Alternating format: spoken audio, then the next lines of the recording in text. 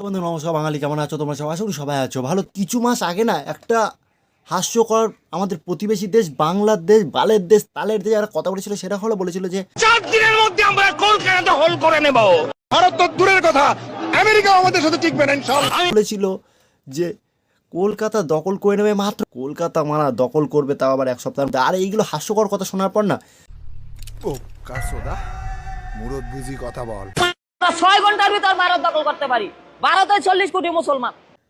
বলছি চাল ডাল তো এমনি দিচ্ছি না, বলছি একটু আলুর বদলে একটু বোম দেবো, একটু বোম খাও, তোমরা একটু বোম খাও,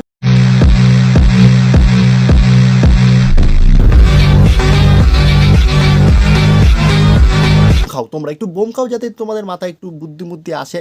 হ্যাঁ, এক সপ্তাহের মধ্যে কলকাতা, আর আমরা যদি চাই না 20 মিনিটে তোমাদের ওই মানচিত্র পুরো গায়েব করে দিতে পারি।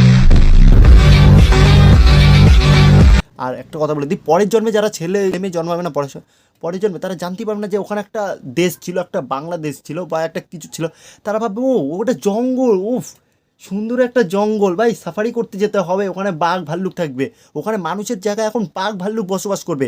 কিছু বছর পর বা কিছু ঘন্টার পরও হতে পারে, বা কিছু 2 বছর পর, 5 বছর পর ওখানে দেখবে আস্তে আস্তে মানে এখন যারা জেনারেশন আছে তারা জানে যে ওখানে একটা বাংলাদেশ নামে একটা দেশ আছে। কিন্তু পরের জন্মে যারা ছেলে জন্মাবে তারা জানবে যে ওখানে বাঘ ভাল্লুক পাওয়া যায়, শুয়োর, ঠিক আছে, শিয়াল, এইগুলোই পাওয়া যায়, যাদেরকে মানে দেখতে যেতে হবে আমাদের। বলছি এই সময় আমি বাংলাদেশিদের একটা কথা বলি যে তোমরা একটুখানি খবর দেখো, ঠিক আছে, যে দেখো যে আমরা কতটা এগিয়ে গেছি।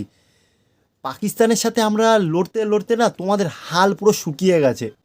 তোমাদের ওই মানচিত্র 20 মিনিট লাগবে না ধ্বংস করে দিতে, তোমার মানে 20 মিনিট লাগবে না ওটাকে গায়েব করে দিতে। দেখবা মিঠাই যাবে না, ওখানে শুধু দেখা যাবে গাছপালা, পশু পাখি, ঠিক আছে, তাদেরকে মানে আমরা দেখতে যাচ্ছি, বন্য প্রাণী, এগুলোকে আমরা দেখতে যাচ্ছি, টাকা দিয়ে দেখতে যাচ্ছি। এই হবে অন্তত 5-10 বছর পর এরকমই হবে, আমরা জেনে গেছি, বা 2 বছর পর এরকম হবেই।